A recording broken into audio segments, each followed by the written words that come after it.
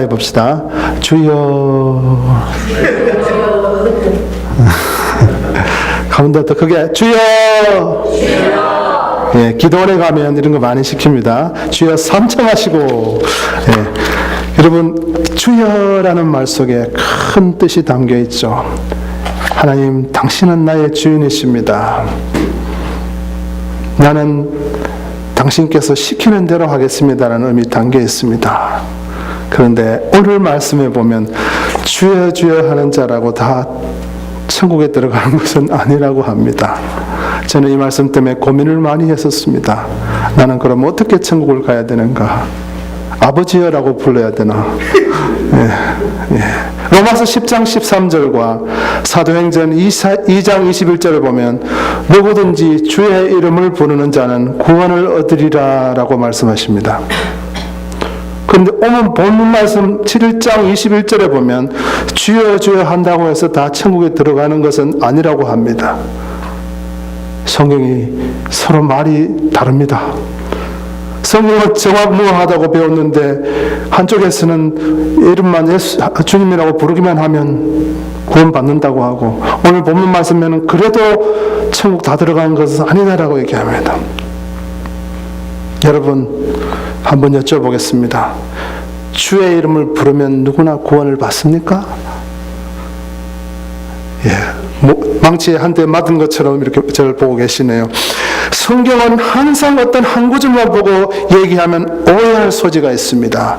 제가 로마서 10장 그 사도행전을 보면 이런 뜻으로 쓰여져 있습니다. 로마서 10장 13절은 누구든지 주의 이름을 부르는 자는 구원을 얻으리라 라고 되어 있지만 그 바로 앞절 12절에 보면 이렇게 되어 있습니다. 유대인이나 헬라인이나 차별이 없습니다. 한 분이신 주께서 모든 사람의 주가 되사 그를 부르는 모든 사람에게 부요하시도다.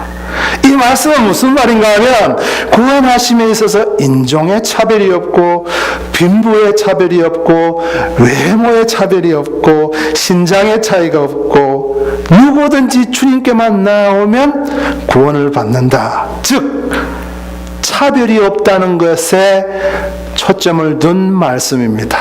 누구든지 이름을 부르면, 주의 이름을 부르면 구원을 얻으리라. 차별이 없다. 그것이 바로 포커스입니다. 그러나 오늘 본문 말씀은 조금 그 상황이 다릅니다. 역시 주변의 구절을 살펴보아야 됩니다. 15절 첫머리에 보면 거짓 선지자라는 말이 바로 나옵니다. 즉 다시 말해서 마태복음 7장의 포커스는 입으로만 주여 주여 하고 사실은 속은 가짜인 사람들을 갖고 이야기하는 것입니다. 구별이 되셨습니까?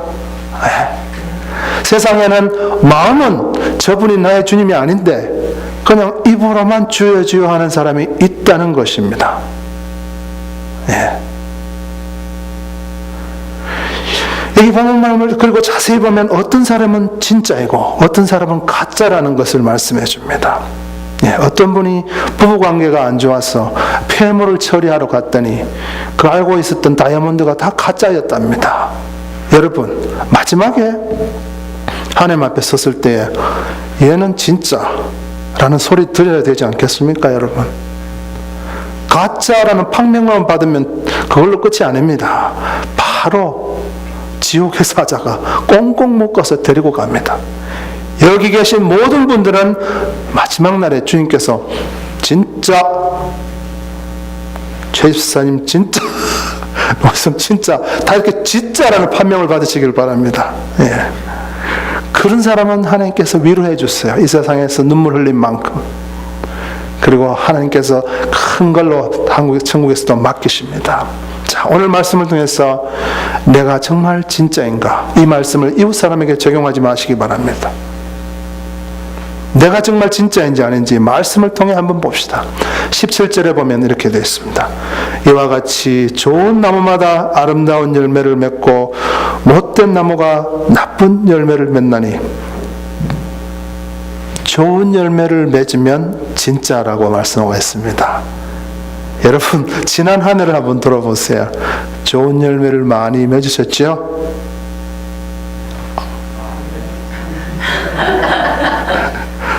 아멘을 못 하시네. 열매를 많이 맺으셔야 되는데 좋은 열매는 많이 맺으셔야 돼요. 제가 제일 싫어하는 과일 중에 탱자라는 게 있습니다. 시기만 시고 먹을 수 없는 정도로, 게다가 나무에는 가시가 있고. 탱자를 많이 맺으셨습니까? 아니면 귤을 많이 맺으셨습니까? 가짜들은 열매를 맺고 싶어도 자꾸 나쁜 열매를 맺을 수 없고, 진짜들은 좋은 열매를 자꾸 맺게 되어 있다 이 말입니다. 여러분의 생활 속에 지금 어떤 열매들이 맺혀져 가고 있습니까? 바깥에 있는 사람들이 여러분에 다가와서 열매를 따먹고 싶어 합니다.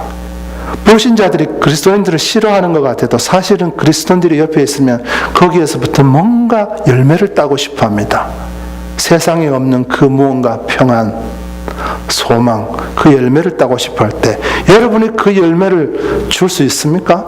여러분이 팔을 벌렸을 때 겨드랑이 냄새만 납니까? 아니면 열매가 달려 있습니까? 성령의 열매가 나타나고 있습니까? 작년에 전도의 열매는 과연 얼마나 많이 맺으셨습니까? 매 순간 성령이 막 열매를 막 트럭으로 막 그렇게 많이 맺으라고는 요구하지 않습니다. 그러나 좋은 열매를 꾸준히 맺으라는 것입니다. 그러면 열매가 보인다. 좋은 열매, 남이 따먹어서 살이 되고 약이 되고 그런 열매를 맺는 그 사람이 바로 진짜라는 것입니다. 그런데 그리스도인들 중에도 분노의 열매를 맺는 사람들이 있습니다. 복수의 열매를 맺는 사람들이 있습니다. 복수혈전. 성령의 열매를 얼마나 따셨습니까? 성령의 열매 다 같이 시작. 사랑, 희락, 화평, 오래 참음, 자비, 양선, 충성, 원유, 절제. 다 하시면서 모르는 척 하지 마시고 시작. 사랑, 희락, 화평, 오래 참음, 자비, 양선, 충성, 원유, 절제. 이 중에 한 가지라도 제대로 여러분 생활에 도저히 맺을 수 없는 상황에서 맺고 계시다면 기뻐하십시오. 여러분은 그것만 봐도 진짜예요. 지금의 수중에 돈이 하나도 없는데 어느 날 막 내가 너무 기뻐하고 있는 거야. 남들 보면 돌았다고 할 정도로. 우리 아이가 학교에서 개판 치고 왔는데 애를 껴안아줄 수 있는 평안이 있어. 그러면은 여러분은 진짜인 겁니다. 도저히 용서할 수 없는 사람을 그 사람을 위해서 기도하고 있는 자신을 발견합니다. 그럼 진짜인 거예요, 여러분.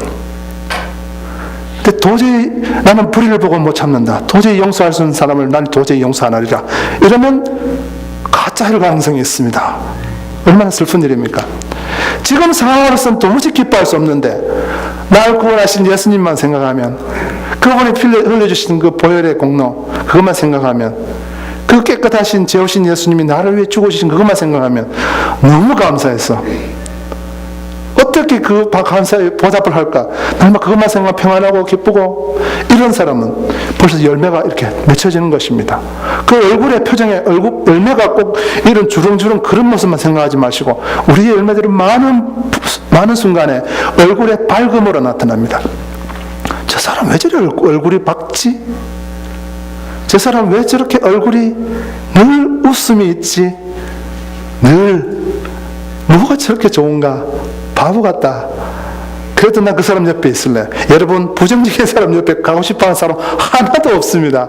막 세상에 대해서 원망하는 사람들 많잖아요.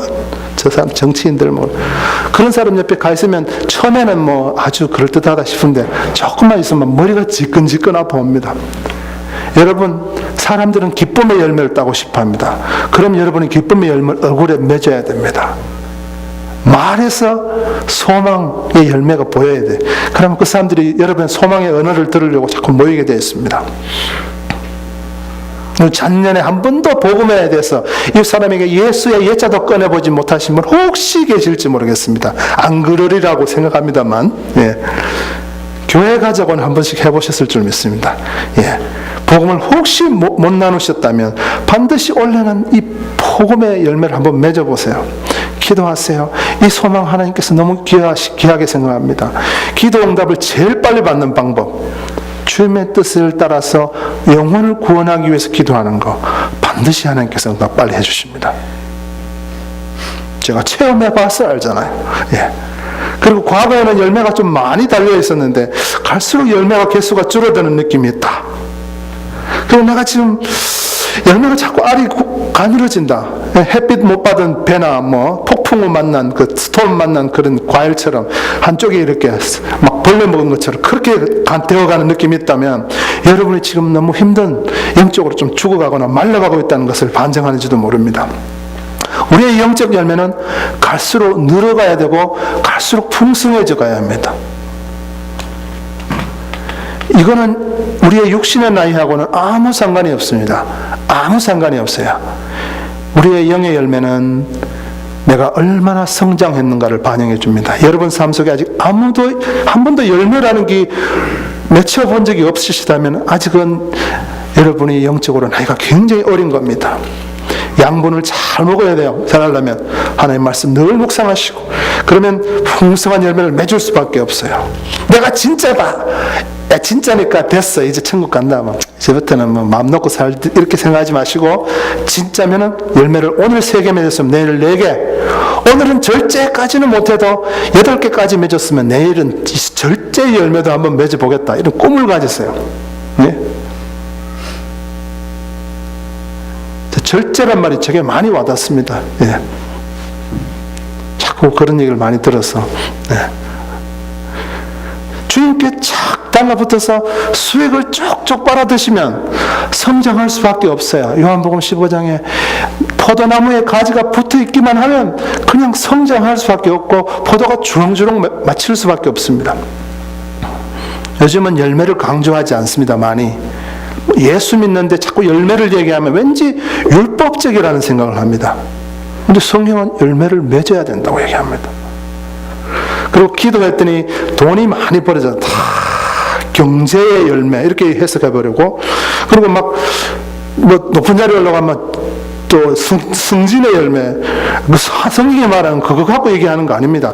진정한 열매는 뭘 얘기하느냐? 주님의 성품이 나타나는 것을 열매라고 얘기합니다. 네. 어떤 분들은 가게가 정말 안 되는데 주변 사람들이 자꾸 놀러 오고 그런 사람이 있어요. 그렇죠, 여러분?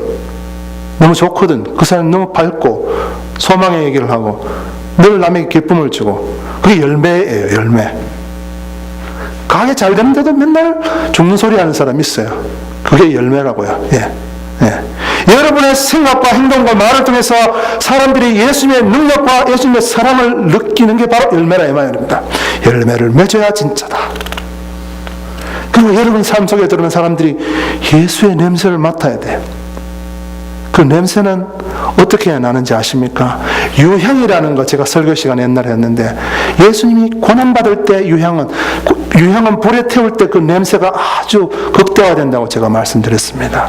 우리가 예수의 냄새를 풍기려면 예수 때문에 좀 고난을 보고 손해를 좀 보고 돈 좀 손해 좀 보세요. 남하고 똑같이 다 챙겨 먹으려고 그러면 절대로 예수 향기가 안 납니다. 예수 때문에 죽고 고난받는 그런 사람이 진정한 열매를 맺는 사람인 것입니다. 열매 맺지 말라고, 그거는 율법이라고 얘기하는 사람이 바로 노략질하는 일입니다. 여러분 한번 그림을 그려보세요. 여러분은 그리스도인들이기 때문에 큰 나무가 되어야 됩니다. 여러분이 팔을 벌리고 이렇게 섰을 때 많은 사람들이 평안하게 여러분에게 달려올 수 있는 사람이 되어야 됩니다. 가시가 뾰족뾰족 난 가시나무처럼 살아서는 안 됩니다. 열매가 주렁주렁 달려있는, 가지가 튼튼해서 100사람이 매달려도 부러지지 않을 만큼 그늘을 메고 놀 수 있을 만큼 그런 나무가 되어야 됩니다. 여러분 열매를 많이 맺으시고 이웃을 향하여 팔을 벌려주시기 바랍니다. 둘째로 21절에 보면 하나님의 뜻대로 행하는 자라야 진짜라고 얘기합니다. 아버지의 뜻대로, 얼른 보면 믿음으로 구원받는 것이 아니라 행위로 구원받는다고 가르치는 것 같이 보입니다. 그러나 그것은 아닙니다. 우리는 예수의 믿음으로 100% 예수님의 십자가 공로로 구원을 받지만 하나님의 뜻을 행하는 것은 이런 진정한 믿음을 가진 사람들에게 자연스럽게 나타나는 현상이라는 말입니다. 그리고 예수를 믿어도 하나님의 뜻을 추구하지 않는 이기적인 사람이 있다는 말입니다. 아버지의 뜻이 무엇입니까? 누가복음 22장 42절에서 보면 예수님께서 하나님께 기도합니다. 아버지여, 이 쓴 잔을 내게서 가져가 주시옵소서. 너무도 감당하기 힘듭니다. 그렇지만 아버지의 뜻이여거든 아버지의 원대로 되기를 원하나이다. 십자가의 형틀에 이슬로 사라지는 것 같은 그 어마어마한 고통도 아버지의 뜻대로 되기를 원합니다라고 기도했던 주님, 꼭 기억하세요. 십자가의 고통이 얼마나 고통스러운지 저도 잘 모릅니다. 사실은 한 번도 그런 일, 발에 한 번 조그만한 못이 박혔는데도 한 일주일 이상을 고생하고 말씀 먹고 그랬는데 잘 모릅니다. 하지만 주님의 뜻을 추구했던 예수님의 모습, 또 요한복음 6장 40절에 보면 내 아버지의 뜻은 아들을 보고 믿는 자마다 영생을 얻는 것이다 라고 되어 있습니다. 사도행전 4장 19절에 보면 요한과 베드로가 재판장에 서서 재판장들을 향해서 내가 당신 말 듣는 게 더 옳으냐 하나님 말 듣는 게 더 옳으냐라고 판단하라고 막 당당하게 얘기합니다. 그 말은 모든 인간의 위협, 고난, 그것이 내게 있다 할지라도 복음 전하는 일, 영혼 구하는 그 사업이 하나님의 뜻이라는 것을 얘기하고 있습니다.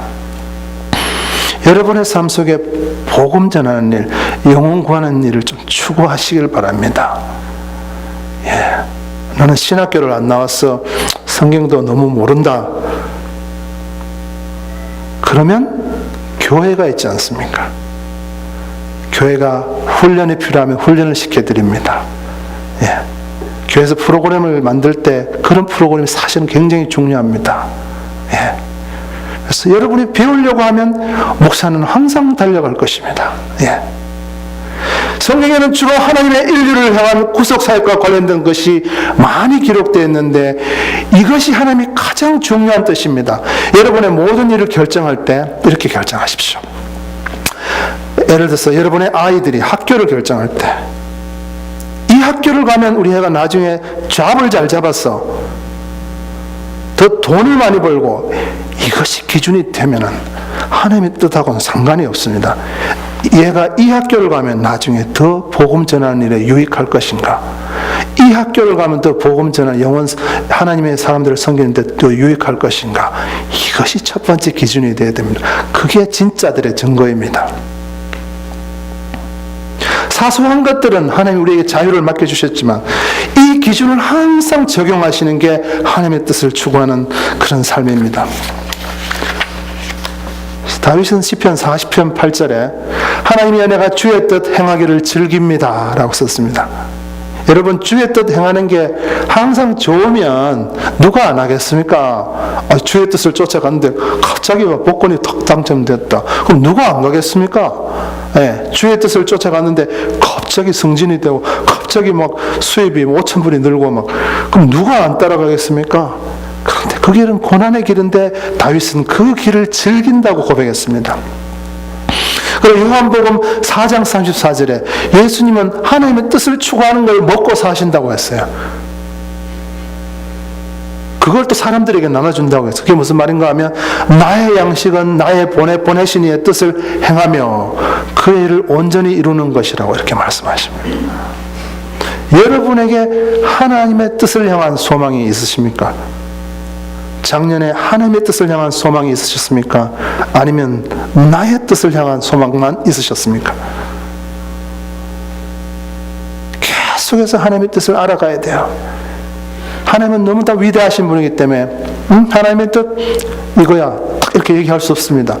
정말로 위대하신 분이기 때문에 매일매일 어떻게 역사하실지 모릅니다. 무릎 꿇고 겸손하게 나아가야 됩니다. 많은 사람들이요, 작은 일 할 때도 이렇게 결정합니다. 내가 하고 싶으면 하고 내가 하기 싫으면 안 합니다. 큰 일 할 때도 내가 하고 싶으면 하고 내가 하기 싫으면 안 합니다. 학교 선정, 배우자 선정, 살 곳 선정, 이사 가는 문제들, 그 다음에 집에 뭐 하나 큰 거 사는 문제, 기도 안 합니다. 그러면서 주님, 그러면 주님이 나중에 내가 너를 어디서 봤던가 이렇게 말씀하실 겁니다. 나 너를 도무지 모른다. 셋째로, 진짜는 예수님과 늘 교제하는 사람입니다. 7장 23절에 보면 내가 너를 도무지 알지 못한다 라는 말은 바로 예수님이 그 사람을 한 번도 만난 적이 없다는 말입니다. 이론적으로 한번 생각해 보세요.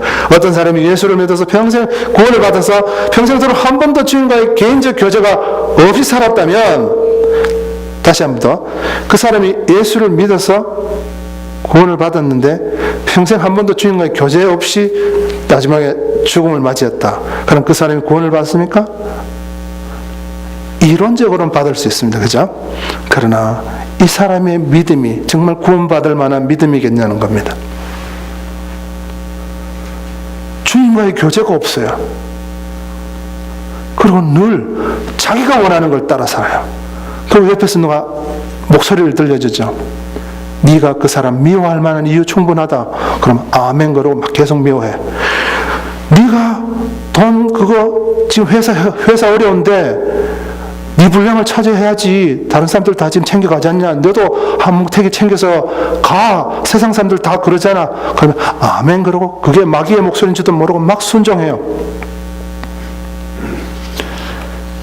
이런 사람은 마지막 순간에 주님이 나는 모른다라고 할 것입니다. 하나님은요, 절대로 만홀히 여김을 받지 않으신다고 갈라디아서에 나와 있습니다. 그게 무슨 말입니까? 만홀히. 하나님 속일 생각하지 말라 이겁니다. 하나님 앞에 주여 주여, 주여 주여 했잖냐고요. 하나님, 왜 이러십니까? 날 모른다는 게 말이 됩니까, 주님? 예, 이봐요, 세례증 보세요, 세례증. 예? 이봐요, 장로, 이봐요, 장로증 받잖아요. 그래서 똥놈을 하나님 만홀히 여김을 받지 않는다. 네가 내하고 언제 한번 만난 적 있느냐 이죠. 하나님은 정말 예리하게 보십니다. 하나님처럼 공평하신 분이 없습니다. 우리가 입으로만 그러는지 진심으로 주님이라고 고백하는지 우리의 교제를 봅니다. 주님을 꼭 주인으로 대접해 드리세요. 항상 교통하세요. 버스 타고 하나님, 저 나무 너무 예쁘죠 하나님. 여러분 그렇게 기도하시죠? 네. 너무너무 예뻐요. 저 석양을 한번 보세요. 하나님 진짜 솜씨 대단하시네요. 정말 하나님은 어디서 저런 색깔을 만드셨어요? 정말 대단하신 어리스트 같아요. 네. 하나님, 저 같은 사람을 이렇게 써주시니 너무 감사합니다. 늘 하나님과 희로애락 나누셔야 돼요. 주님이 너무 우리하고 사귀고 싶어 하세요. 맨날 짝사랑만 하셔서 탈이지만 주님 좀 바람 좀 맞히지 마세요. 네. 제가 바람 맞아 보니까 굉장히 마음이 아프더라고요. 네. 네. 목사가 돼서 바람 맞는 거는 괜찮습니다. 뭐 바람 맞을 때도 있고 성도들이 좀 늦게 올 때도 그렇죠. 예. 근데 목사 되기 전에 사람 만날 때 어떤 사람 좀 늦게 나오니까 속이 많이 상하고 안 나오니까 막 나중에는 이게 딱 미리 방어를 하게 되고 그러더라고요. 여러분, 주님 바람 좀 맞히지 마세요. 주님이 항상 여러분 만나고 싶어 한다고요. 5분이라도 한번 무릎 꿇어 보세요. 하루 중에. 주님이 얼마나 기뻐하신지 모르겠어요. 예. 주님 너무너무 사랑하신다고 말씀해 달라네요. 지금 여러분 보고. 정말 사랑해요, 여러분을. 예. 그런데 그걸 꼭 받아들이시 교제하시기 바랍니다. 주님과의 교제의 시간을 통해서 우리가 할 일이 바로 뭐냐? 결제받고 보고하는 것입니다. 사장님한테 가서 사장님 이런 프로젝트를 지금 하려고 하는데 결제해 주십시오. 도장 꽉 찍고 나중에 다 하고 이렇게 결과가 나왔습니다. 주님께 보고하고 결제받고 보고하고 결제받고 보고하고 세상의 회사에서는 이거 안 하면 어떻게 됩니까? 결제 안 하고 공금 갖다 쓰면 바로 잘립니다. 보고 안 하면 어떻게 됩니까? 바로 잘립니다. 예, 보고 한 2번만 빼보고 보세요. 대번 잘립니다. 예. 여러분, 이 세상에서 우리의 머리 굴려서 되는 일이 하나도 없습니다. 사실은 하나님께서 지혜 주셔야 하고 능력 주셔야 하고 하나님께서 공급해 주셔야 됩니다. 꼭 작은 일뿐 아니고 선지자 노릇한다. 이 사람들이 하나님 앞 마지막에 서서 이렇게 얘기한 거예요. 우리가 주의 영으로 귀신도 쫓고 병도 고치고 선지자 노릇하지 않았습니까? 라면서 큰 일을 막 떠벌립니다. 그럴 때 그래도 나는 몰라. 저리 가. 이렇게 모른다고 하십니다. 그 선지자 노릇이 바로 뭐냐? 여러분, 교회에서 맡으신 큰 일들, 바깥에서 하시는 큰 일들, 그런 것들입니다. 교회 맡은 직분들, 그거 아무 소용없습니다. 제일 중요한 게 하나님 앞에 먼저 무릎 꿇고 교제하는 것입니다. 아무 소용없다는 말은 취소. 그것이 절대로 하나님 아버지 앞에 여러분의 하나님이 여러분을 알아보게 만들지는 못합니다. 먼저 해야 될 것은 하나님 앞에 무릎 꿇고 교제하는 것입니다. 대화를 나눴어요. 자꾸 나중에 제가 옛날에 대화하다가 너무 힘들었던 게 뭐냐, 내 혼자 독백하는 것 같으니까. 여러분도 그러실 때가 있을 거예요. 나 혼자만 계속 얘기하고 하나님은 가만히 계시는 거예요. 아버지, 말씀 좀 하세요. 왜 그렇게 침묵하세요? 가만히 계셔. 근데 깊어지면 들려요, 여러분. 내가 내 자신을 내려놓고 욕심을 하나하나 끌어내리잖아요. 들려요. 느껴져요. 와닿아요. 때때로는 클리어한 정말 음성처럼 들리고 때때로는 내 마음에 강력한 감동으로 오고 느낍니다. 여러분, 아직도 한 번도 그런 체험이 없다면 여러분, 기독교 예수 믿는 재미를 아직 모르시는 거예요. 살아계신 하나님이기 때문에 반드시 여러분과 대화를 하실 수 있습니다. 나는 너를 도무지 알지 못한다, 이 말 대신에 김집사 어서와, 박권사 어서와, 이렇게 다 이렇게 환영을 받는 여러분 되시길 바랍니다. 그 다음에 네 번째로 진짜와 가짜는 그겁니다. 순종하느냐 순종하지 않느냐입니다. 하나님의 말씀을 들으면 순종하는 사람이 있고, 그 다음에 어떤 사람이 있을까요?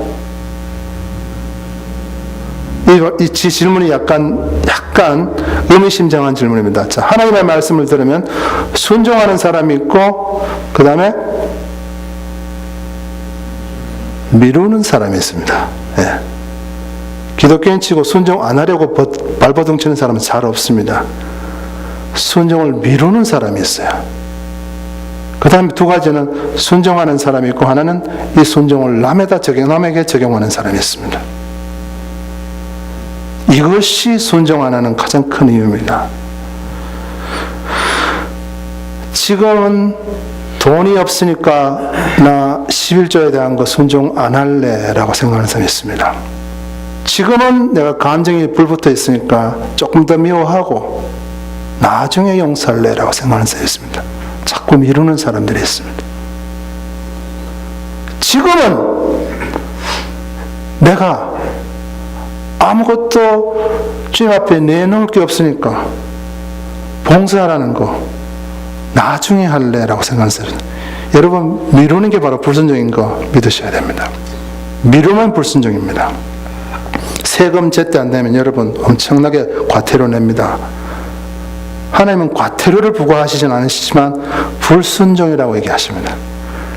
그리고 많은 사람들이 설교를 듣고 앉아서 꼭 다른 사람에게 적용을 해요. 오늘 이 애들 아빠가 왔어야 되는데 그 인간이 왔어야 내가 참 오늘 이 말씀이 꼭 그 사람한테 맞는 거래. 그러면서 계속 남에게 적용을 하는 거야. 그걸 하나님이 뭐라고 하시느냐? 불순종이라고 한다는 거죠. 여러분, 건축하는 사람이 아니더라도 모래 위에 집을 짓는 사람은 없습니다. 제가 옛날에 텔레비를 보니까 오하이오주의 어떤 집이 시가가 얼마인지 아십니까? zero. 왜? 모르고 늪지 위에다 집을 지은 겁니다. 집이 약간 기울었어요. 아무도 안 사는 거예요. 쉬운 말로, 한국말로 무슨 값? 똥값이 된 겁니다. 예. 여러분, 모래 위에 집 짓는 사람 보고 여러분 뭐라고 부르시겠습니까? 바보라고 부르죠. 순종 안 하면 하나님께서 너희들은 바보다, 너희들이 모래 위에 집을 짓는다고 말씀하십니다. 그러면 지금은 괜찮아요. 하나님께서 말씀하시는 건 반드시 비가 올 날이 있고, 반드시 창수가 날 날이 있고, 반드시 바람이 몰아칠 때가 있다는 겁니다. 그때 다 무너지는데 그 무너짐이 심할 거라고 성경은 참 부드럽게 표현해요. 예. 그 요즘에 젊은 애들한테 표현하라 그러면 아주 막 귀에 팍팍 꼽히는 말로, 팍팍 와닿는 말로 그 아주 무너짐이 심하다는 말을 표현할 텐데, 예, 무너짐이 아주 심하답니다. 예, 너무 부드럽죠. 예. 쌓았던 거, 지었던 거, 이게 얼마나 크든 얼마나 찬란하든 싹 쓸어가 버린다 이 말입니다. 여러분 지금 하나님 말씀에 순종하지 않고 혹시 무엇을 짓고 계십니까? 공든탑처럼 무엇을 쌓고 계십니까? 사업터에 막 온갖 공을 들이십니까? 요거 하나만 더 확장하면, 이거 막 요것만 되면 막, 교회 11조도 많이 하고 그러면서 지금부터 하세요. 그리고 하나님 말씀에 순종하지 않고 자녀들 잘 되라고 막 자녀들 앞으로 보험 막 들어놓고, 턴보험, 생명보험 막 들어놓고 적금 막 들고 계십니까? 순종하면 다 반석 위에 짓는 거지만 순종하지 않고 애들 신앙교육 안 시키고 그럼 어느 순간에 그게 다 애들에게 독이 됩니다. 여러분, 하나님 말씀 무시하면서 사업 성공을 바라면서 팔방으로 뛰어다니는 게 결국 여러분의 건강만 해치는 일이 될 것입니다. 홍수가 나면 다 무너져서 물속에 차고 못 쓰게 됩니다. 아무리 좋은 차라도 물속에 한번 들어갔다 나오면 못 쓰게 되는 거 여러분 아시죠? 예. 성경은 이런 사람을 뭐라고 한다고요? 바보, 얼간이, 멍텅구리. 한번 따라해보세요. 바보. 따라해보세요. 뭐 바보, 얼간이, 멍텅구리. 손가락 이렇게 내보세요. 가리키고 싶은 사람한테 가리키면서 바보, 얼간이, 멍텅구리. 예. 다양 감사합니다. 딴 사람 안 가르쳐서. 예. 주님 얼마나 안타까우면 이런 말씀 하시겠어요? 제발 모래 위에 집 좀 짓지 마라. 얘들아, 예? 순종 없이 쌓는 모든 것이 바벨탑입니다. 바벨탑을 지었던 사람들이 왜 지었는지 여러분 성경 읽어보시면 알 겁니다. 우리 이름을 온 지면에 퍼뜨리자, 우리가 좀 유명해지자 이겁니다. 예? 그게 다 헛일이에요. 불교에서는 10년 공부 도라미 타물이라고 하지만 성경에서는, 성경적인 용어는 그게 아닙니다. 10년 공부 바벨탑이다 이렇게 얘기해요. 바벨탑 쌓지 마세요 여러분. 순종하면 지금은 좀 천천히 쌓아져 올라가도 아무리 비가 와도 끄떡없이 서 있습니다. 예. 비가 안 오니까 자기가 하는 게 옳은 줄 알고 다들 착각합니다. 뭐 비가 오는, 뭐 비가 오고 창수가, 뭐 창수는 뭐 김창수니 뭐. 예. 예. 때문에 사람들이 자기가 하는 일이 옳은 줄 알고 하나님을 경멸하고 하나님의 말씀을 경시합니다. 그리고 남이 다 떠내려가고 쫄딱망해도 자신은 절대로 안 떠내려간다고. 나는 원래 이게 수영도 잘하고 말이야. 이게 어디에서 나온 근거 용기인지 모르겠습니다. 아무 근거 없어요. 너무 겁이 없는 거예요. 하나님께서 폭풍우가 반드시 온다. 폭풍우가 반드시 온다. 그리고 그때는 그 무너짐이 심할 것이다. 그 무너짐이 심할 것이다. 싸그리. 왜냐하면 그 모든 것들이 모래 위에 지어졌기 때문이라고. 교회 안에 순종하지 않는 사람들이 생각보다 많습니다. 제가 이 교회뿐 아니고 다른 교회도 제가 50년 가까이 신앙생활을 하면서 순종하지 않는 사람들을 많이 보아왔습니다. 그리고 모래 위에 집 지어놓고 흐뭇해하는 사람들이 너무 많습니다. 예. 여러분 11조 할 때 온전한 11조 하세요. 하나님이 얼마나 좋으신 분이에요. 여러분 10원 벌면 1원 달라고 하잖아요. 10원 버는 사람한테 100원 달라고 안 하니까 얼마나 좋으세요. 하나님은 절대로 양을 안 보십니다. 목사는 가끔 변질되어서 액수를 볼 수도 있어요. 저는 안 보려고 애는 씁니다만. 예. 그러나 하나님은 절대로 액수를 안 봅니다. 10원 벌면 1원, 1000원 벌면 100원, 봉투에 11조라고 적을 때 하나님이 보고 계신다고 생각하시고 온전한 11조 하시기 바랍니다. 여러분 용서하세요. 사람들 이를 악물지 마세요. 내가 용서하면 저 사람만 좋지. 저 사람이 내한테 어떤 말들을 했는데